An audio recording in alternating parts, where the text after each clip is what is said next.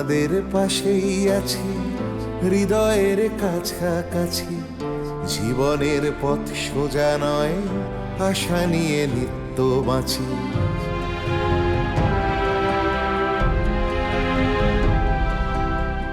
শিক্ষা ছড়িয়ে পড়ুক ভেদাভেদ শূন্য করে, এ বেলা নাই বা জুটুক, ও বেলা জুটতে পারে।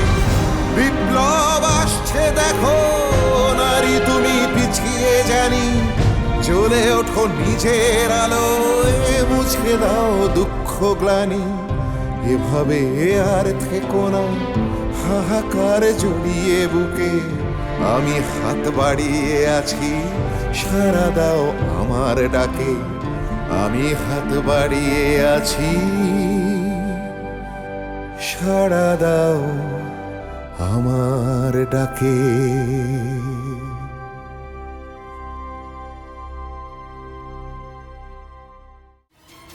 এই রোগ যদি আগে থেকে বোঝা যায় তাহলে কিছু ওষুধে কাজ হতেও পারে, কিন্তু এটা এমন একটা রোগ যে আগে থেকে কিচ্ছু বোঝা যায় না। আর এই রোগের একটা বড় সমস্যা হচ্ছে এটা খুব দ্রুত ছড়ায়। তাহলে এখন কি হবে? সেটাই তো ভাবছি, চেষ্টা তো কম করলাম না। গ্রামে কত মানুষ মারা যাচ্ছে, তোর ভাইজান তো চিন্তায় অস্থির হয়ে আছে। আমারও খুব ভয় করছে। বাড়িতে এত লোকজন, বাচ্চা কাচ্চা, কারো যদি কিছু হয়ে যায়। ধুর বুবু, এ নিয়ে চিন্তা করছো? আরে জন্মিলে মরিতে হবে, অমর কে কোথা কবে। কে বাঁচতে চায় বলো তো বুবু?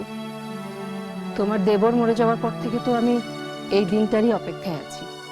আত্মহত্যা করতে ভয় পাই, তাই মরতে পারি না। এমনি করে যদি মরে যাওয়া যায় তাহলে তো খুবই ভালো। চুপ কর, চুপ কর মুখপুরি।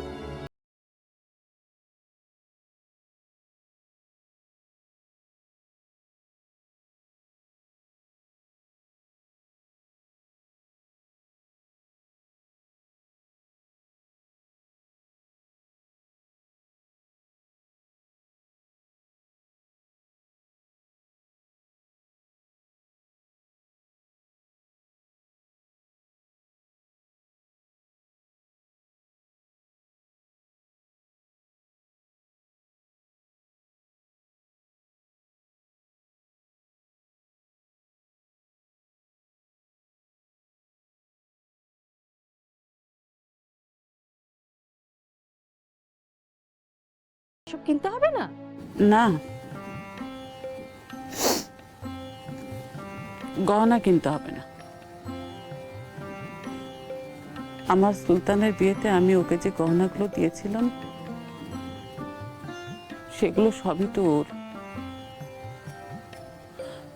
শুধু কটা ভালো শাড়ি কিনতে হবে। তুই এক কাজ করিস, মোহনকে দিয়ে সুরেন তাঁতিকে একটু খবর পাঠাস, বলবি কিছু ভালো শাড়ি নিয়ে আসতে। কিন্তু চিন্তা তো একটাই, গ্রামের যে অবস্থা,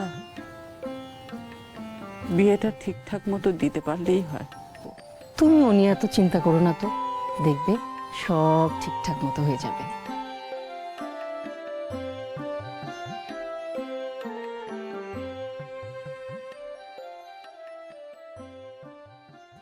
ভাবি, কি হয়েছে? তুমি কাঁদছো কেন?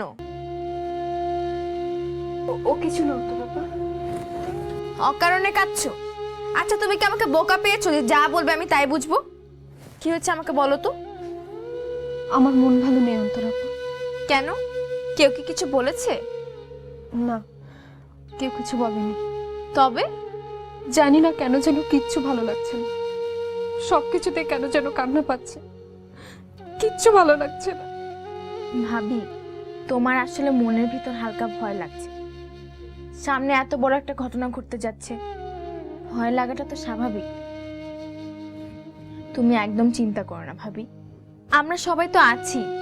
না আপা, আসলে সেটা কারণ নয়। আমার সবসময় তোমার ভাইজানের কথা মনে পড়ে। মনে হয় এক্ষুনি বোধহয় উনি চলে আসবেন, আমার পাশে বসে আমাকে রাগাবেন, আমার সঙ্গে মজা করবেন, হাসবেন। মনে হয় উনি আমার পাশেই আছে। আমি যে ওনাকে ছাড়া এক মুহূর্ত ভাবতে পারি না, তাহলে আমি কি করে অন্য কাউকে ভাবি, সম্পর্ক কি অত সহজে ভোলা যায়? ভালোবাসার মানুষ যতই দূরে চলে যায়, মনে হয় সে পাশে বসে আছে। কারণ কি জানো? কারণ মানুষ দূরে চলে গেলেও তার ভালোবাসা কখনো দূরে চলে যায় না। তুমি কোনো চিন্তা করো না ভাবি, দেখবে সময়ের সাথে সাথে সব ঠিক হয়ে গেছে। যে কোনো রোগের আসল ওষুধ হলো সময়। সময় মানুষকে সব ভুলিয়ে দেয়, আবার নতুন করে বাঁচার স্বপ্নও দেখায়। আমার মধ্যে সবসময় একটা অপরাধবোধ কাজ করে। আপা, আমি তোমার ভাইজানের সঙ্গে কোনো অন্যায় করছি না তো? আমি এই পরিবারের মান সম্মান নিয়ে খেলা করছি না তো? আমি যা করছি সব ঠিক করছি তো আপা? তুমি একদম ঠিক করছো ভাবি। তাছাড়া এই বিয়েটা তো তুমি নিজের ইচ্ছায় করছো না, বাড়ির সবাই সিদ্ধান্ত নিয়েছে বলেই তো এই বিয়েটা করছো। তাছাড়া তুমি সুখে থাকলে উপর থেকে দেখবে ভাইজানও খুব খুশি হচ্ছে।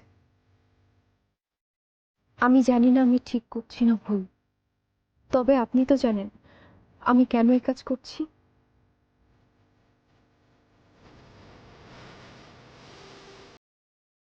কি হলো? আবার কি ভাবতে লাগলে? চলো এবার, অনেক তো বেলা হয়েছে। মা আর চাচি না খেয়ে অপেক্ষা করছে, চলো। অন্তরাপা, আমি খাবো না, আমার খিদে নেই, তোমরা বরং খেয়ে নাও। খিদে নেই বললে হবে? না খেলে শরীর খারাপ করবে না? চলো তো, চলো।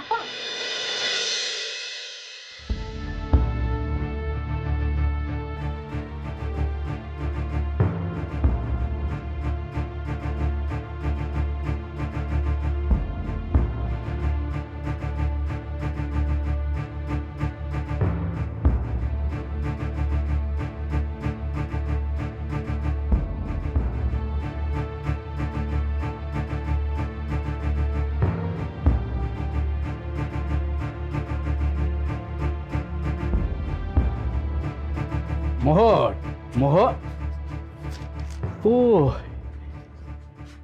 তুমি এখানে? বাহ বাহ বাহ, বেশ আয়োজন করেছো তো। তা তোমার গবেষণা কতদূর এগুলো? চেষ্টা তো করে যাচ্ছি, হ্যাঁ, কিন্তু ফল তেমন পাচ্ছি না। একেবারে যে কাছাকাছি এগোচ্ছি না তা না, কিন্তু মানুষের উপর যে প্রয়োগ করব সে ভরসাটা এখনো পাচ্ছি না। কেন? মানে শরীরে প্লেগের জীবাণু নষ্ট করার পর আর কি কি পার্শ্ব প্রতিক্রিয়া, মানে আর কি কি জিনিস নষ্ট করে দেবে, এই বিষয়ে এখনো নিশ্চিত কিছু বলতে পারছি না।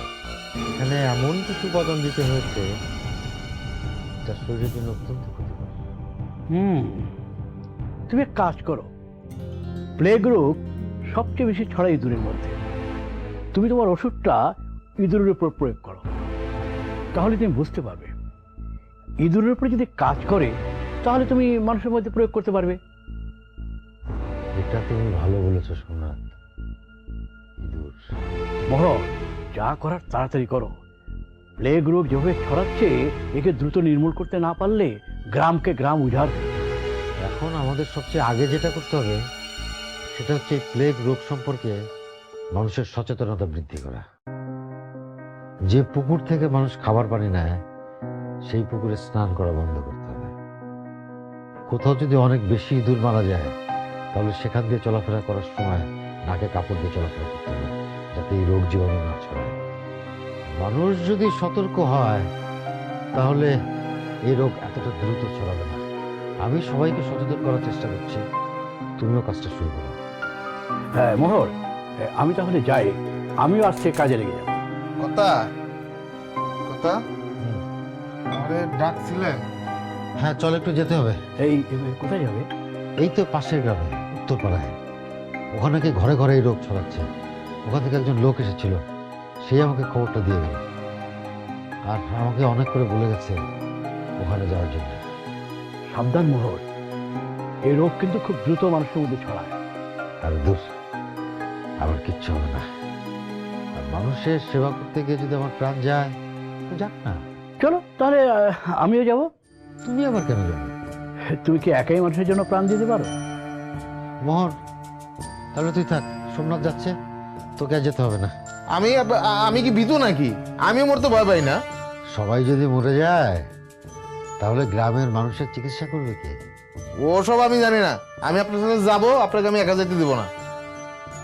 আচ্ছা ঠিক আছে, ঠিক আছে, চল চল।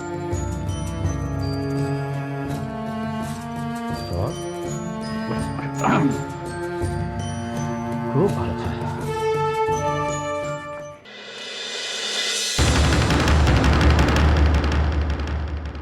কি ব্যাপার আপনারা? সোমনাথ বাবু আছেন? না, উনি নেই। কোথায় গেছেন? তা জানি না, কখন আসবে? ঠিক বলতে পারছি না, কিন্তু ওনাকে কি দরকার? সেটা উনি এলে ওনাকেই বলবো। যাও, সারা ঘর তল্লাশি করো, কিছু পাওয়া যায় কিনা দেখো। দাঁড়ান, ঘর তল্লাশি করবেন কেন? কি করেছি আমরা? দেখুন, পুলিশের কাজে বাধা দেবেন না, ভদ্রভাবে পথ ছাড়ুন। যাও, দেখো সারা ঘর তল্লাশি করে কিছু পাওয়া যায় কিনা।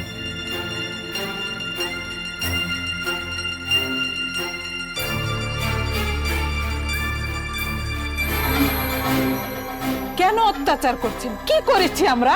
কি করেছেন তা একটু পরেই বুঝতে পারবেন। আপনাদের লজ্জা করে না?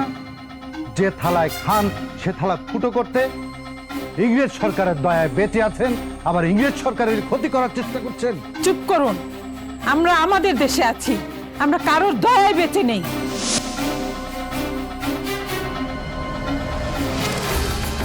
ইংরেজরা জোর করে আমাদের দেশে থাকে। ডাকাতের দল আমাদের ধন সম্পদ সব লুটপাট করে নিয়ে যাচ্ছে। এই সমস্ত ডাকাতের সাকরেত আপনাদের মতো লোক, যারা পয়সার লোভে ওদের পা চাটে। মুখ সামলে কথা বলবেন, না হলে না হলে কি করবেন? আমার সুবিমলকে যেভাবে মেরেছেন আমাকেও মারবেন? মারুন, মারুন আমাকে, মরতে আমি ভয় পাই না। সন্তান হারা মাকে মৃত্যুর ভয় দেখাবেন না। স্যার, কোথাও কিছু পেলাম না। ভালো করে দেখেছো? জি স্যার, কোথাও কিছু নেই। এবার কি করবেন? কোন অপরাধে আমাদেরকে সাজা দিবেন? পাওয়া যায়নি বলে আপনি এখনো এখানে দাঁড়িয়ে আছেন, আর কিছু পাওয়া গেলে এতক্ষণ জেলে থাকতেন। সোমনাথ বদ্যি এলে বলবেন আমার সাথে দেখা করতে, আর সে যদি নিজে দেখা না করে তাহলে আমরা তাকে গ্রেফতার করতে বাধ্য হব। ও, ভাববেন না শুধু আপনাদের বাড়ি তল্লাশি করতে, আপনার স্বামীর প্রিয় বন্ধু মোহর আলী আমাদের হাত থেকে নিস্তার পাবেন। এই চলো।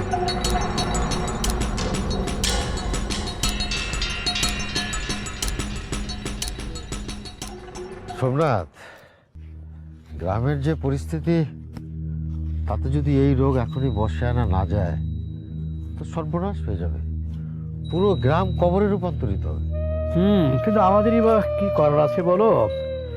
এই রোগ বসে আনা আমাদের ক্ষমতার বাইরে, বুঝলে? চিত্তরঞ্জন সমাজপতি এই বিষয়ে কিছু গবেষণা করেছিল, কিছু লোককে সারিয়েও তুলেছিল। চিত্তরঞ্জন উনিকে? হ্যাঁ, আমিও শুনেছি। হ্যাঁ, উনি হচ্ছেন একজন মস্ত বড় কবিরাজ। আচ্ছা মোহর, উনি কি কি লতা পাতার চূর্ণ দিয়ে এই ওষুধ তৈরি করেছিলেন সে তো আমাদের জানা নেই। আর ওনার নিজের লেখা তো কোনো পুঁথিও নেই। আছে আছে? হ্যাঁ, আমি গতকাল খুঁজতে খুঁজতে তার লেখা কিছু পুঁথি পাই। আমি সেটা দেখেই ওষুধ বানাবার চেষ্টা করছি। বাহ, এ তো খুব ভালো কথা। এই রোগের প্রতিকার করেই ছাড়বো। কবিরাজ সাহেব, বুদ্ধিমশাই, কবিরাজ সাহেব, কি ব্যাপার? কি হয়েছে? আপনাদের দুজনের বাড়িতেই নতুন দারোগা তল্লাশি চালিয়ে গেছে।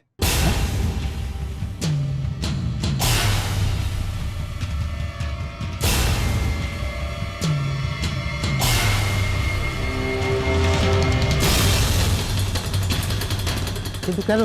কেন আবার? মানুষকে কষ্ট দেয় তো ওদের কাজ, মানুষকে কষ্ট দিতে ওরা ভালোবাসে। কথায় আছে না, যে যায় লঙ্কায় সেই হয় রাবণ। আপনাদের দুজনকেই থানায় দেখা করতে বলেছে। আমাদেরকে? হ্যাঁ, কারণ কিছু বলেছে? না, শুধু বলেছে আপনাদের গিয়ে থানায় দেখা। চলো সোমনাথ, আমরা তাহলে থানায় যাই। না কথা, আমি যাবো আপনাদের সাথে। যা বলছিস শোন, বাড়ি থেকে খবর দে, নাহলে বাড়ির লোকজন আবার চিন্তা করবে। চল। বলছি আমি আপনাদের সাথে যাই। না না না, তোমার যেতে হবে না। তুমি যদি আমাদের সঙ্গে দারোগার কাছে যাও তাহলে ও অন্যরকম খারাপ চিন্তা করবে। তুমি এসব থেকে দূরেই থাকো, কি বলো? কিন্তু না না, কোনো কিছু নয়, আসো তোমার, চলো চলো।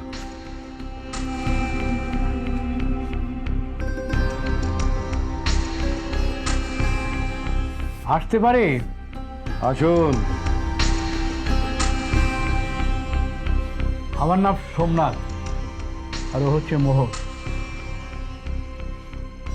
হ্যাঁ, আপনাদের দুজনকে আমি খুঁজছিলাম। তা আপনি কি কারণে আমাদের বাড়ি তল্লাশি করেছিলেন? সেই কৈফিয়ত আমি আপনাকে দিতে বাধ্য নই। যে গ্রামে দিনে দুপুরে দারোগা খুন হয়, সেই গ্রামে আমি যে কোনো বাড়ি থেকেই তল্লাশি শুরু করতে পারি। তাহলে গ্রামের সবার বাড়িতে তল্লাশি দিন, শুধুমাত্র আমাদের দুজনের বাড়িতে কেন? আর কারো বাড়িতে তো সুবিমল আর সুলতান থাকতো না। তার মানে আপনি বলতে চাইছেন আমাদের ছেলেরা স্বদেশী ছিল বলে আমাদের বাড়ি তল্লাশি নিয়েছেন, তাই তো? আমাদের সন্তানদের মেরো আপনাদের শান্তি হয়নি? দেখুন, বাজে কথা বলা এবং বাজে কথা শোনার সময় আমার হাতে নেই। আমি এখানে এসেছি বা ইংরেজ সরকার আমাকে পাঠিয়েছে মৃত দারোগার তদন্ত করতে। আর যে বাড়ির ছেলে স্বদেশীর সাথে যুক্ত, সেই বাড়ির লোক কিছুই জানে না, এটা তো হতে পারে না। তাই আপনাদের বাড়ি থেকেই তল্লাশিটা শুরু করলাম। তা তল্লাশি করে কি পেলে? আমরা দেশদ্রোহী? শুনুন দারোগা সাহেব, আমাদের সম্পর্কে খোঁজ নিয়ে দেখবেন আমরা কবিরাজি করে মানুষের সেবা করি, মানুষের পাশে থাকি। রাষ্ট্রদ্রোহী কোনো কাজ আমরা করি না। ঠিক আছে, আজ হয়তো আপনাদের বিরুদ্ধে আমার কাছে কোনো প্রমাণ মেলেনি, কিংবা আপনার বাড়ি থেকেও কোনো প্রমাণ পাওয়া যায়নি, কিন্তু আমি আপনাদের দুজনকে ডেকে এনেছি সাবধান করে দেবার জন্য। ভবিষ্যতে যদি কখনো প্রমাণ মেলে, তাহলে আমার হাত থেকে আপনাদের দুজনের কেউ বাঁচতে পারে। প্রমাণ পেলে? আগে প্রমাণ পান, তারপরে বুঝবো আমরা বাঁচবো না মরবো। শুনুন, প্রমাণ পেতে বেশি দেরি করবেন না, বয়স হয়েছে তো, হয়তো দেখা যাবে আপনাদের প্রমাণ পাওয়ার আগেই আমরা হয়তো চলে যাব, মানে মরে যাব। চলো মোহন, চলে আসো।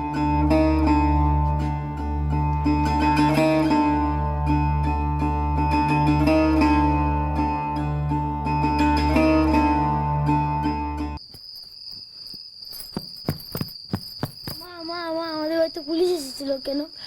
সেটা তুমি বুঝবে না বাবা, যাও পড়তে বসো। কেন, আমি কি ছোট নাকি? আচ্ছা, কারো বাড়িতে কখন পুলিশ আসে বলো তো? যখন কেউ অন্যায় করে। তোমার সুলতান চাচু ছিল সমাজ বিরোধী, তাই পুলিশ এসেছিল। হামিদা, বাচ্চাদের এসে তুমি কি শোনাচ্ছ? এসব কথা বাচ্চাদের মনে কি প্রভাব পড়তে পারে তা তুমি বোঝো? হ্যাঁ,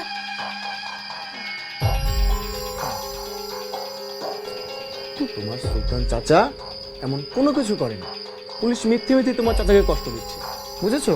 শোনো, বাইরে তোমার কমলা বউ আছে, তার সাথে খেলো। যাও।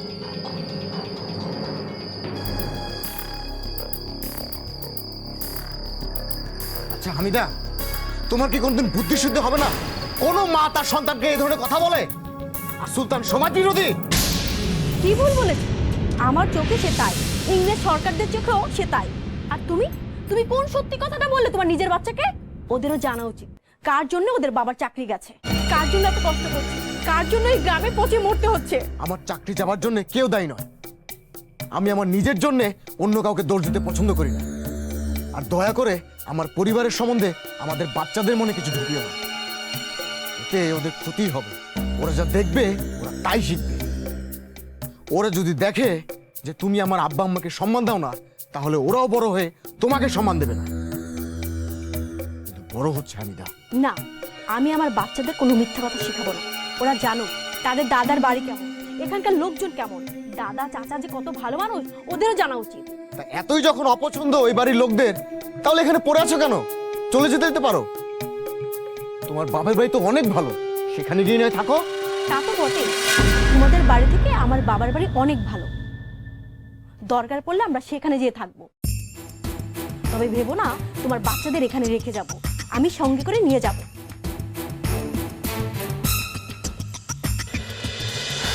না, কি এত চিৎকার করছিল? ঝগড়া হচ্ছিল নাকি? কে আবার? আমাদের বাড়িতে আছে না আমার গুণধরী বড় ভাবি, সে। কারণ কি? কারণ? কোনো কারণ নেই। উনি শুধু ঝগড়া করার জন্য অজুহাত খোঁজে। সব সময় ঝগড়া করার জন্য প্রস্তুত। আসলে তোমার বড় ভাইজানের জন্য মাঝে মাঝে খুব খারাপ লাগে। একে তো লোকটার এখন কোনো চাকরি বাকরি নেই, তার উপর ছেলে মেয়েগুলোকে ঢাকার স্কুল থেকে ছাড়িয়ে গ্রামে নিয়ে এলেন। এই অবস্থায় কেউ ঝগড়া করে? তোমার ভাবি যে কি দিয়ে তৈরি! মানুষ নয়, শয়তান, ডাইনি একটা। এই সংসারটা ভাঙার পিছনে সবচাইতে বড় হাত ওর। আব্বা যে কি দেখে ওকে এ বাড়ির বউ করে এনেছিল কে জানে। ওর সঙ্গে বিয়ে হওয়ার পর থেকে আমার ভাইজান পাল্টে গেছে, নইলে আগে কত ভালো ছিল জানো। কি আর বলবো বলো, তোমার দাদার আসলেই অসীম সহ্য ক্ষমতা। আচ্ছা, তোমার আব্বা নাকি থানায় গিয়েছিলেন আবার? হ্যাঁ, থানা হয়ে এসেছিল। আসলে পুলিশের একটা ভুল ধারণা হয়েছিল, তাই ওরা খোঁজ করতে এসেছিল যে এই বাড়িতে আর কেউ ওদের দলে কিনা। দারোগা খুনের ব্যাপারে ওরা সারা গ্রাম তল্লাশি করছে। তা তো করবেই, দারোগা খুন বলে কথা। আমারও আজকাল এই গ্রামে থাকতে খুব একটা ভালো লাগে না। চারিদিকে যা হচ্ছে, তুমি রাজি থাকলে আমরা ঢাকায় গিয়ে থাকতে পারি, কিন্তু তার আগে আব্বা আম্মার সঙ্গে কিছুদিন থাকতে হবে। তারা নাতিকে দেখার জন্য একেবারে পাগল হয়ে গিয়েছে। আরো 2 দিন ভাবি, তারপর দেখা যাবে। আচ্ছা তুমি শুয়ে পড়ো, আমি বাবুকে নিয়ে আসছি। ঠিক আছে।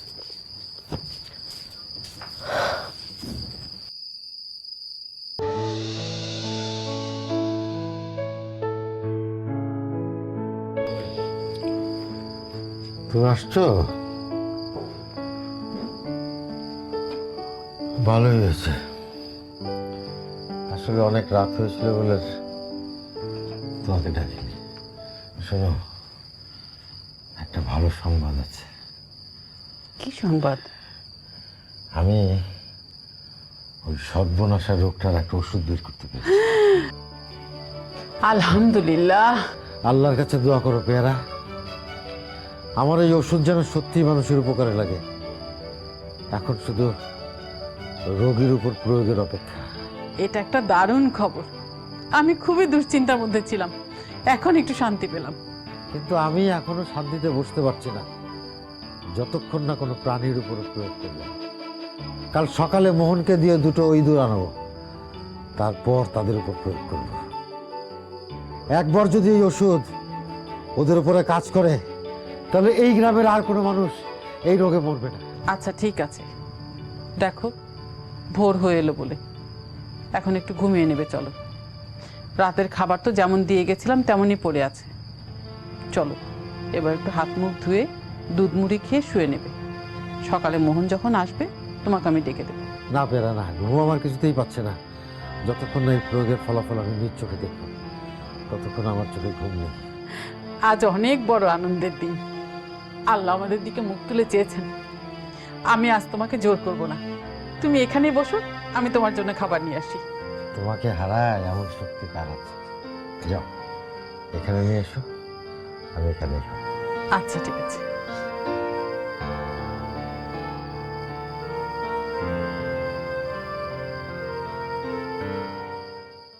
আমার সমস্ত স্বপ্ন বিফল হয়ে গেল পেয়ারা। আমার সমস্ত আশা আকাঙ্ক্ষা সব শেষ হয়ে গেল। তুমি কি যাতা বলছো? এত অল্পতে তুমি হেরে যাবে? এটা আমি কিছুতেই মানতে পারবো না। আমার স্বামী এত সহজে হেরে যাওয়ার মানুষ নয়।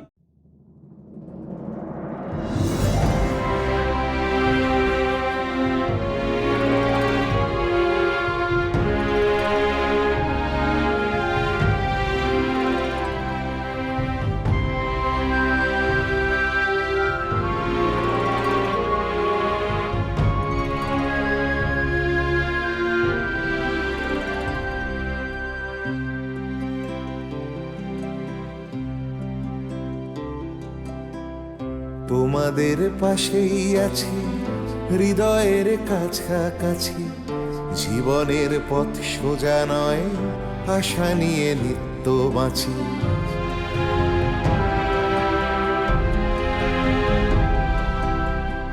তোমাদের পাশেই আছি, হৃদয়ের কাছাকাছি। জীবনের পথ সোজা নয়, আশা নিয়ে নিত্য বাঁচি।